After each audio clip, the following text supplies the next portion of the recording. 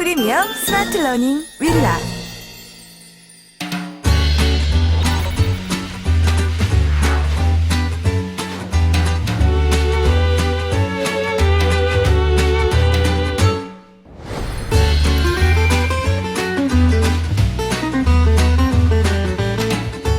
안녕하세요. 협상 전문가 류재현 변호사입니다.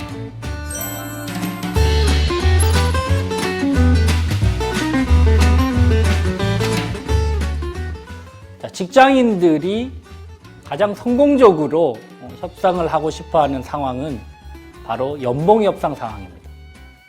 하지만 이 연봉 협상이 결코 쉽지만은 않죠. 보통 회사를 상대로 협상하는 것이 껄끄럽기도 하고 민감하기도 하고 사실 굉장히 어렵습니다. 이유가 뭘까요? 가장 결정적으로는 정보의 불균형 때문인데요. 회사 입장에서는 기본적으로 연봉 협상을 할 때 아주 구체적인 정보들을 요청을 합니다. 예를 들어서 기존 직장에 받았던 소득에 대한 영수증이라든지, 그리고 최근에 3개월간 받았던 급여 내역, 그리고 희망 연봉, 이런 것들까지 요구를 하고, 실제로 이직자 입장에서는 이것에 대해서 거부를 하거나 제출을 안 하기가 쉽지가 않죠. 반대로 이직자 입장에서 회사에게 이런 정보들을 요청하기도 쉽지가 않습니다. 만약에 동일한 수준의 정보를 요청을 한다면 기존 전임자의 최근 3개월간의 연봉 수준이 어땠는지, 그리고 회사 측에서는 실질적으로 얼마까지를 지급할 여력이 있는지에 대해서 만약에 우리가 물어볼 수 있다면 훨씬 더 동등한 관계에서 협상을 할 수 있겠지만 사실 현실적으로는 그러기는 쉽지가 않습니다. 또 한 가지 가장 근본적인 이유는 기본적으로 회사와 이직자의 측면에서 봤을 때 회사 입장에서는 여러 가지 대안들이 많이 있습니다. 굳이 특정인이 아니더라도 이직을 원하는 사람들이 많다는 것이죠. 반대로 이직자 입장에서는 사실 괜찮은 회사를 찾기가 쉽지가 않기 때문에 대안이 생각보다는 많지 않다고 생각을 할 수 있겠습니다. 자, 그러면 실제로 한번 연봉 협상 사항을 보고 같이 한번 이야기를 나눠보시죠.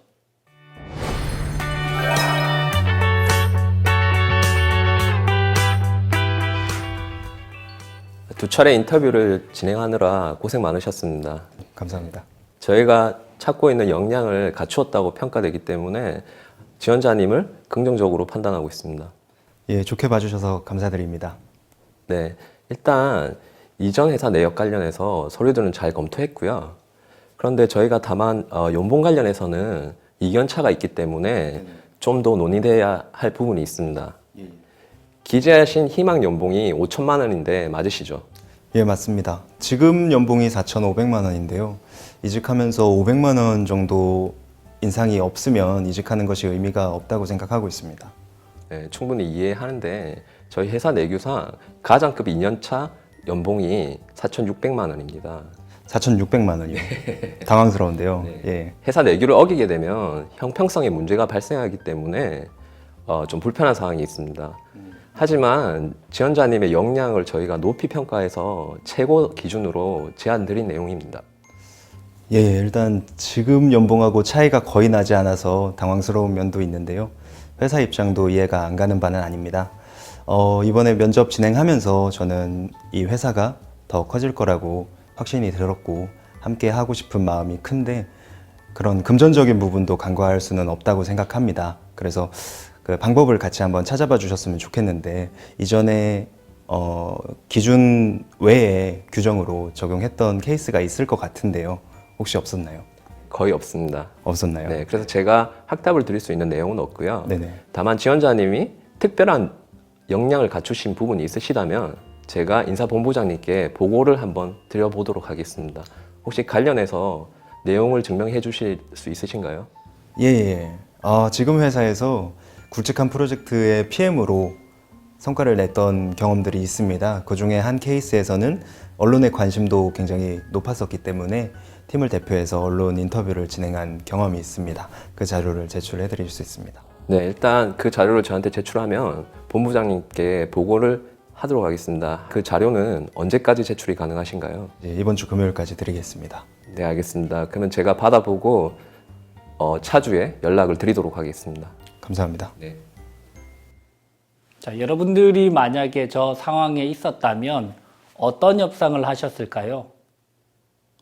기본적으로 양측 다 굉장히 잘하죠. 인사 담당자 입장에서도 끝까지 철벽 방어를 하면서 뚫리지 않는 협상을 했고요.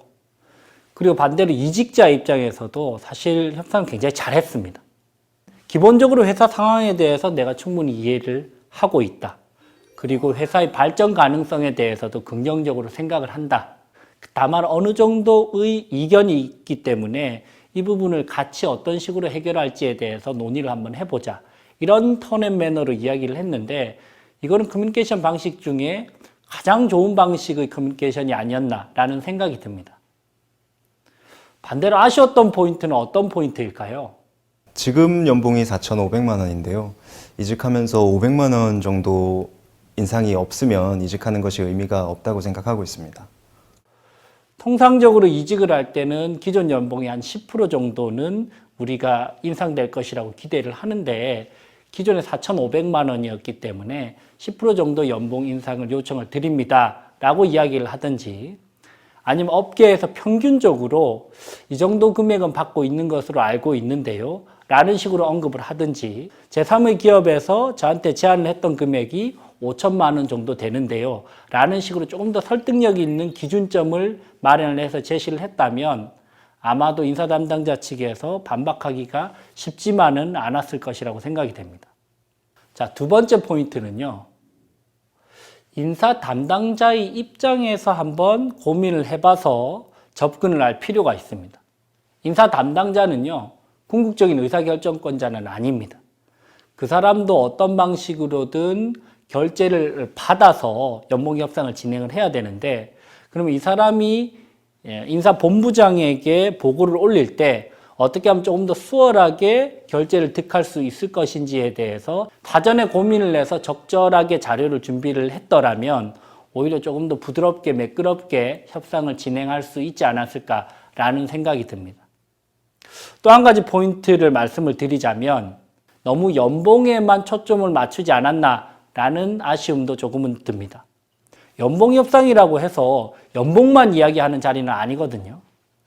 기본적으로 연봉 이외에 근로시간이라든지 아니면 해외 주재원 파견 유무라든지 아니면 인센티브라든지 아니면 재택근무라든지 아니면 스톡옵션이라든지 사실은 연봉 협상 자리에서 우리가 여러 가지 조건들에 대해서 이야기를 나눌 수 있는데 연봉이라는 한 가지 조건만으로 이야기를 쭉 이어나간다면 결론적으로는 제로섬 게임이 될 수밖에 없는 협상을 하고 있지 않나라는 생각이 듭니다.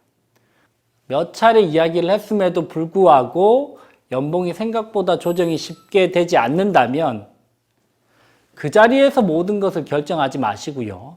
추후의 연봉에 대해서 다시 한 번 더 논의할 수 있는 여지를 남겨두시기를 권합니다. 또한 연봉 협상을 하고 나서 부대 조건들과 연봉 수준에 대해서 합의가 있었다면 그 부분에 대해서는 반드시 이메일로 받아두실 것을 권해드립니다. 실컷 연봉 협상을 하고 나서 회사 측에서 일방적으로 채용이 중지됐다든지 연봉 협상과 관련돼서 다시 재논의해야 되겠다든지 이런 이야기를 꺼낼 수 있는 위험성이 있기 때문에 다시 한 번 더 확실하게 이메일로 요청을 해두시는 게 필요할 것으로 생각됩니다. 현실적으로 연봉 협상이 쉽지만은 않습니다. 내가 여러 가지 연봉 협상의 기술들을 쓴다고 하더라도 내가 한순간에 대체 가능한 존재라면 사실 연봉 협상에서는 끌려다닐 수밖에 없는 구도에서 벗어나기가 쉽지가 않을 겁니다. 그 부분과 관련돼서 핵심적인 부분은 내가 어떻게 하면 이 업계에서 내가 몸담고 있는 이 인더스트리에서 조금이라도 더 대체 불가능한 존재가 될 수 있을지 그리고 대체 불가능한 역량을 확보해 나갈 수 있을지에 대해서 고민을 해봐야 될 것 같습니다. 여러분의 연봉 협상이 성공적으로 진행될 수 있기를 바랍니다. 협상 전문가 류재현 변호사였습니다.